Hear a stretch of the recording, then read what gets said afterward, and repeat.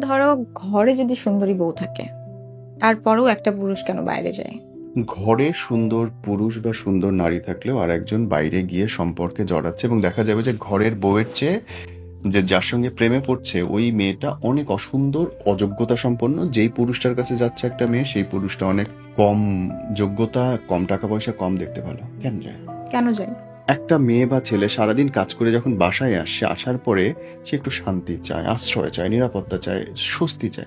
আসার পরে শুরু হলো ঝগড়াঝাটি, আসার পরে শুরু হলো খ্যান খ্যান। এই যে ইয়েলিংটা না, এই ইয়েলিং এর জন্য, এই কিন্তু ঝগড়াঝাটির সারাদিন জন্য যে মেয়েটা ঘরে থাকে, কাজ করে, তোমার ফ্যামিলির সাথে থাকে, তাদের মধ্যেও তো একটা ঝামেলা থাকে দেখেই তোমাকে বলে আসার পর। কখনো কোনো পুরুষ এসে বলছে আমার বস আজকে আমাকে ফাইলটা ছুঁড়ে মারছে?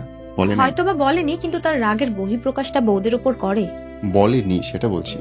বলেনি, কিন্তু রাগের বহিঃপ্রকাশটা। একটা পুরুষ বাইরে গিয়ে সংসার চালানোর জন্য প্রত্যেক দিন যেই পরিমাণে অপমানের সহ্য করে, সে যেই পরিমাণের পলিটিক্সের শিকার হয়, যেই পরিমাণে তার উপরে অত্যাচার হয়, তার 1% কোনো মেয়ের উপরে হইলে ওই মেয়ে দিনে 10 বার মরে যেত।